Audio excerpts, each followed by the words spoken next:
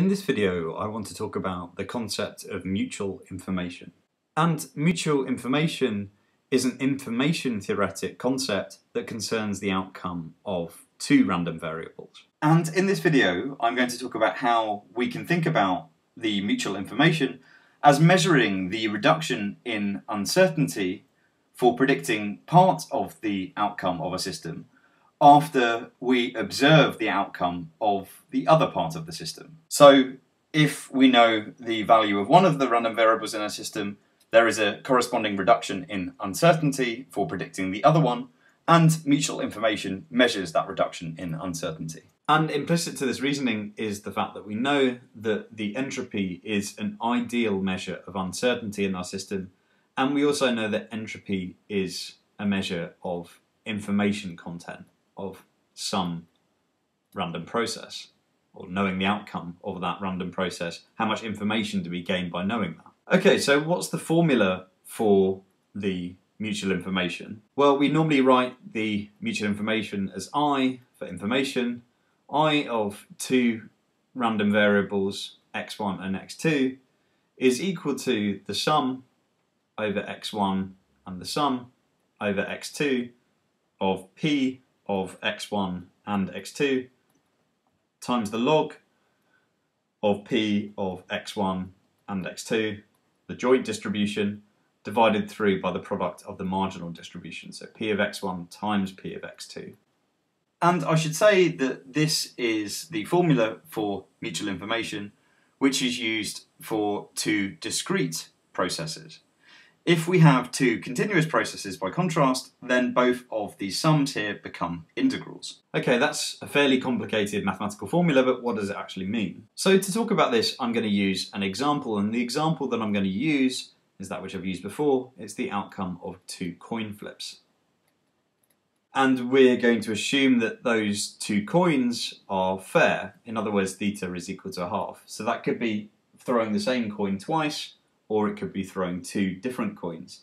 So we already know from a previous video that the entropy for a individual coin flip where theta is equal to a half, so theta here is just the probability of the coin landing heads up, is equal to 1. In other words, the information that's conveyed in telling someone the outcome of that coin flip is 1 bit of information. And it's called a bit because we can represent the outcome as either 0 or 1, in other words, a binary number 1 digit long. So now I want to think about, well, what's the mutual information in two different circumstances? The first circumstance, I'm going to think about imagining the coins are, or the outcome of the coin flips are independent of one another. So then we sort of have a setup which looks something like this, and the individual probabilities in each square are just going to be equal to 0.25. And you can verify that this represents independent outcomes because in each case the marginal is 0.5, so 0.5 for the probability, that should be x1 up here, is equal to 1, and the marginal probability of x2 being equal to 1 is also 0.5, and also 0.5. So to get any of the individual squares, so for example, if we want to calculate the probability that x1 is 1 and x2 is 1, then we just take the product of the two marginals. And that's the definition of independence. So in other words, we have that p of x1 and x2, the joint distribution, is equal to p of x1 times p of x2. Now, we can go through and we can calculate the mutual information here, but it's fairly easy to do because all we do is we change this numerator to the product of marginals, p of x1 times p of x2, and then we have the same on the numerator as we have on the denominator. In other words, they cancel and we're left with just 1 here. And log of 1 is 0, and hence for the independent case, we have that the mutual information is equal to 0. So why is that? Well, the idea is that if we know the outcome of one of the coins, that tells us nothing about the outcome of the other coin. By definition, the outcomes are independent of each other. So what does that mean? There is no reduction in uncertainty in the system for the other variable from knowing the outcome of the first one. And now I want to consider the exact opposite case where we have very strong dependence between the outcome of x1 and x2, in our case our coin flips. And so now our joint distribution is going to look like the following. We're going to have 0.5s down the diagonals and zeros on the off diagonals. So before we actually go through and calculate the mutual information, what should we expect it to be here? Well, the idea is that if we know the outcome of one of the coins, say x2, we perfectly know the outcome of x1. If x2 is equal to 0, we know that x1 must also be equal to 0, because the probability of x2 being equal to 0 and x1 being equal to 1 is 0. Similarly, for x2 being equal to 1, we know that x1 must be equal to 1. So what we should hope to obtain from our calculation of the mutual entropy here is that the reduction in uncertainty of one of the variables is equal to its marginal uncertainty. In other words, it should equal 1 bit.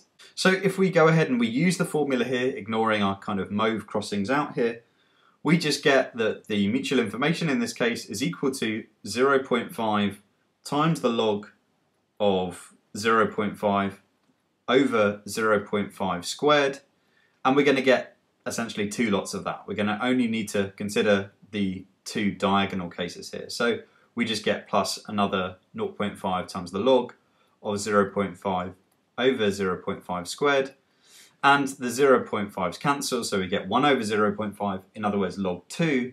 So overall we get log 2, which if we're using logs to the base 2 just gives us 1. In other words, we get the 1 bit that we were hoping to obtain. So essentially the mutual information is a way of capturing the degree of dependence between two variables. If they are strongly dependent, then the idea is that there is a high degree of mutual information, and what that kind of means is that you know a lot more by knowing the joint distribution than you do by knowing just the marginal distributions. Because in each of these two cases, the marginal distributions are actually the same, but we know that the behaviour of the system is very different between these two cases. In the left-hand case, we know the marginal distributions, and that actually tells us everything we need to know about the joint distributions, because the joint distributions is just the product of the marginals. Whereas in the right-hand case, if we assumed that we had independence here, we'd get the behaviour of the system completely wrong.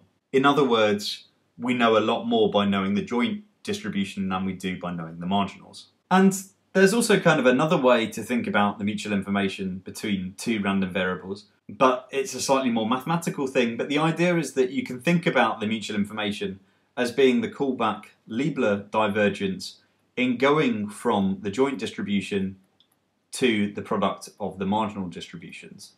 And you can just get that by appealing to the actual formula for the Kullback-Leibler divergence. But essentially all it's telling you is what's the informational cost in representing our system as the product of marginals opposed to the full joint distribution. So it's kind of telling us the same thing, but just to sort of make a cross-reference here to something else we have discussed.